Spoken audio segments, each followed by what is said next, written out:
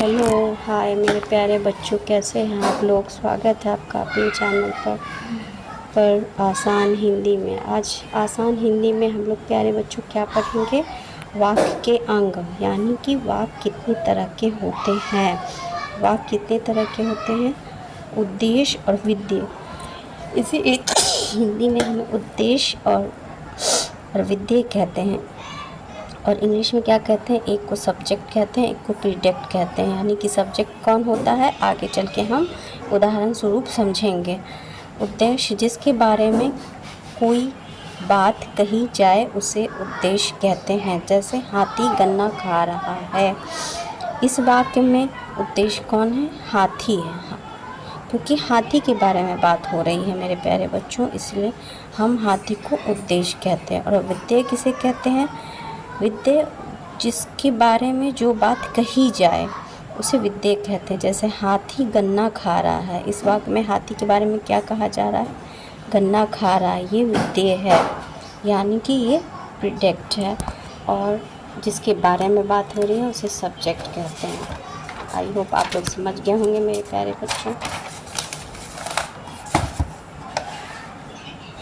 और इसे हम बहुत सारे उदाहरणों स्वरूप समझेंगे। इसे हम प्रत्येक वाक्य में दो बातें देखते हैं। जैसे पहला वाक्य में किसी आदमी या चीज़ के बारे में करते हैं, फिर उस आदमी या चीज़ के काम के बारे में बात करते हैं। जैसे माँ पढ़ा रही है, तो माँ उद्देश्य है, और माँ के बारे में कहा गया है कि पढ़ा रही है, तो ये विधेय है।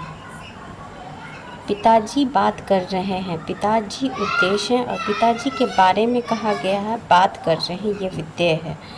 आई होप आप लोग समझ गए होंगे। ये यहाँ कुछ वाक्य दिए गए हैं जिन्हें पढ़िए। भारती सुंदर चित्र बनाती है, यहाँ पे उद्देश्य क्या होगा, मेरे प्यारे बच्चों बताएं आप लोग। यहाँ पे उद्देश्य होगा भारती, ओके। सुंदर चित्र बना रही है, इसे क्या कहेंगे, विधेय। फिर माताजी टीवी देख रही हैं, माताजी क्या होगा यहाँ पे, उद्देश्य। टीवी देख रही है, विधेय। बच्चे हंस रहे हैं, बच्चे क्या हो गए यहाँ पर, उद्देश्य। हंस रहे हैं क्या होंगे, पर विधेय। हिरन बहुत तेज दौड़ रहा है, हिरन उद्देश्य है, और ये विधेय है, तेज दौड़ रहा है। अब हमने जाना वाक्य के दो अंग हैं, उद्देश्य और विधेय, ओके। वर्ण हमारे शब्द बनाते हैं, भाषा में वो आते काम, शब्द से मिलकर बनता जो वाक्य उसका क्या नाम। वर्ण हमारे शब्द बनाते हैं, और वाक्य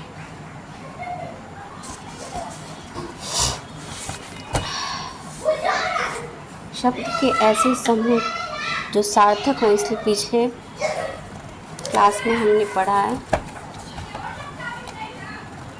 आप लोग को दिखाई दे रहा होगा।